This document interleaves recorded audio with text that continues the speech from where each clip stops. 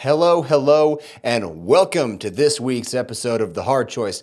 My name is Brad Draper. I am your host, and I'm so grateful you are here. If you can see, if you're on the YouTube channel, shameless plug, you should be checking out the YouTube. It's changing a little bit. Remember a few episodes back where I was talking about just taking a leap? Action precedes action, as I always say. This should be like burned in your noggin at this point. But you move, you progress, you get further with each iteration. As you do your very best, you'll find things that need to be tweaked, things that need to turn. I got a little purple light behind me. I got some signs. I got some lights. I got a new camera, which I'm so grateful for. Trust me when I say you have more people that believe in you than you think. All you have to do is reach out and ask. I've got this sign right here, somewhere over my left shoulder, your right side of the screen, if you're watching. This sign says, res firma mait serm nesit. Now, I'm not saying that with a cool Latin accent. I'm not even going to try. But what it does mean is it means a firm resolve does not know how to weaken. Or in layman's terms, once you have it up, keep it up. I want you to ponder that topic in your life. A firm resolve does not know how to weaken. The momentum that builds is unfathomable. It is amazing to see in your life that once you have made a decision, you decided something, your whole world changed. Think about any time in your life when you had a choice to make and you made a decision with a firm resolve. Miracles happened, right? It's amazing. It's amazing what happens when you make a decision. But I kind of want to dig down this path of self-worth, along with firm resolve. I've mentioned a little bit in previous conversations about having self-worth, but I want to take that another step further.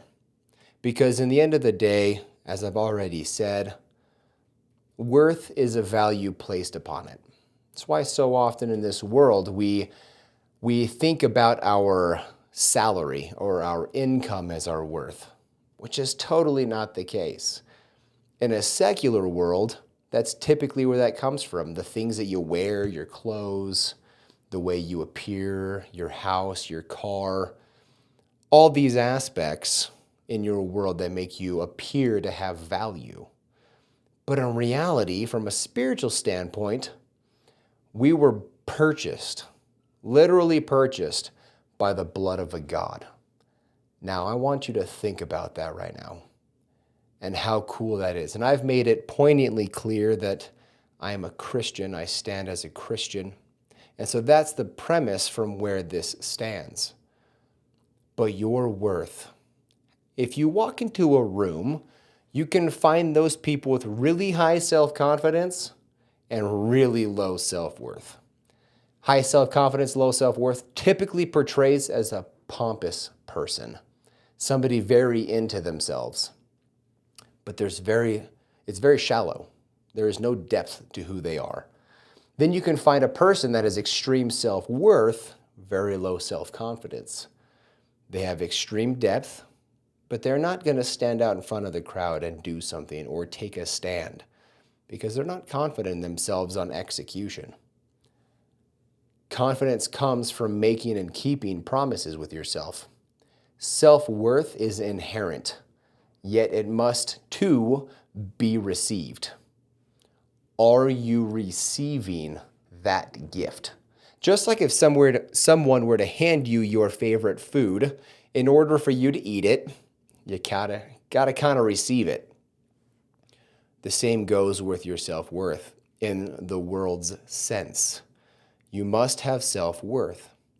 Now, you find yourself in a situation where somebody sees you, but they don't see your worth. They don't see your value. Is that a place you should stay? The answer is no. But so often we get stuck in this situation where, oh, my pay is too good. I have this relationship here. I have this there, but your value is not seen. I will tell you now that you have an unreal number of gifts. Gifts. You are gifted. Nobody has the stack of gifts that you have. Therefore, many see your gifts, but few understand them. You need to place yourself in circles where people both see and understand your gifts and therefore magnify them. Whether you're an entrepreneur and you bring this group to you, you create your space, or you're an intrapreneur and you go find that space. It is imperative that you go to a place where your gifts are both seen and understood.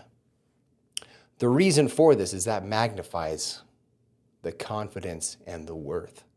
When you are around people that see you for who you are, it bolsters you up, right?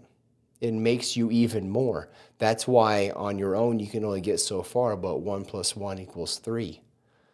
They magnify in an exponential sense.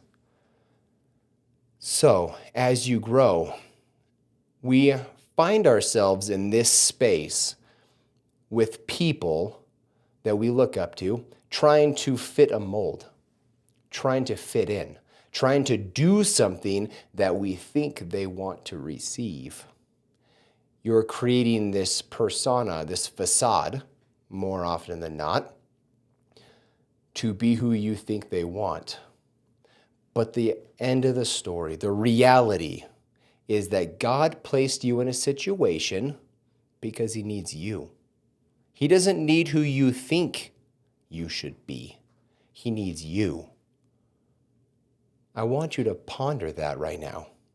As you're listening, pause if you must. Pause this video, pause the audio. But I really want you to think about that right now.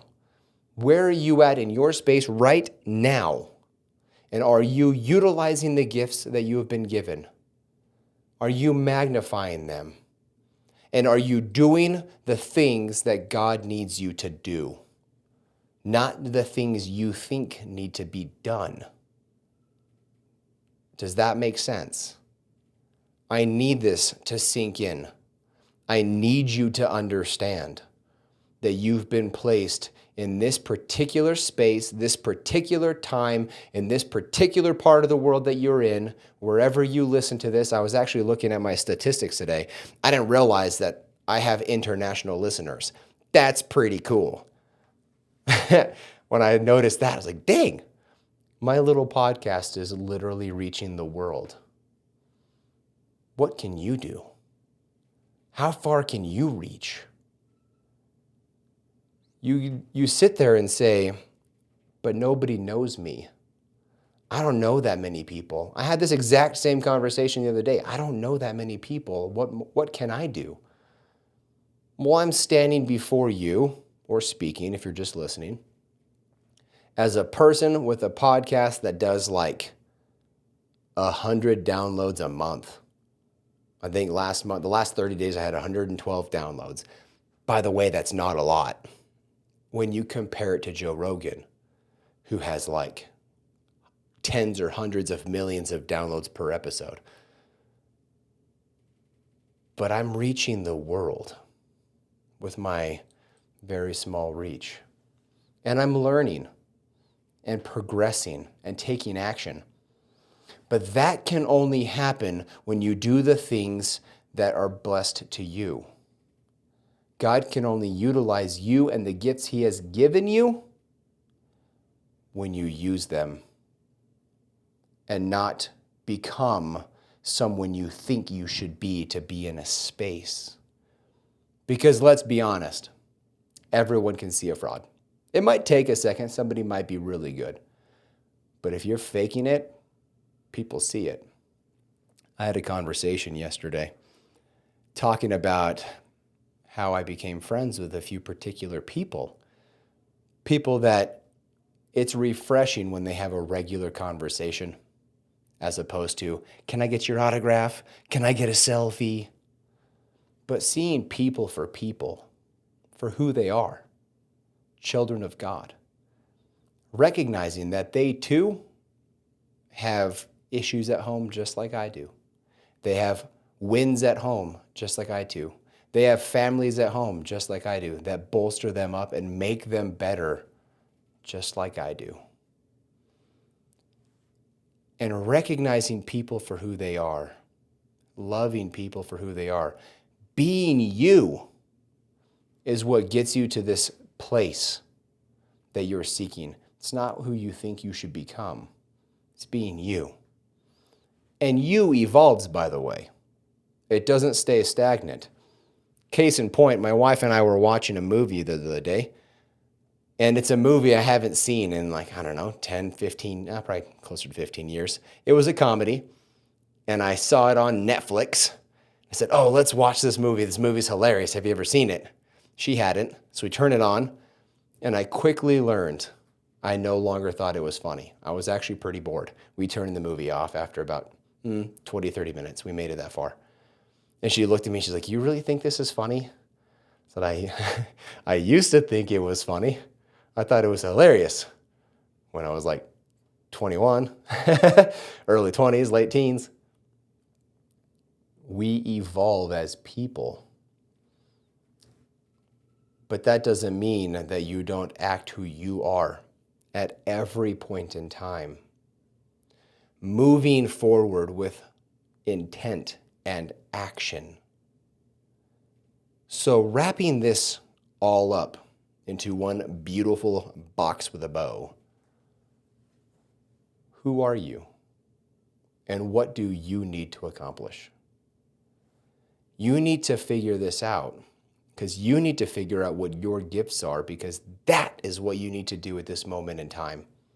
You need to find people that see you, that understand you, that bolster you up. And if you're in a situation where that doesn't happen, well, it's time you turn and run as fast as you can. Get away from the situation and place yourself in situations where your value is both seen and understood.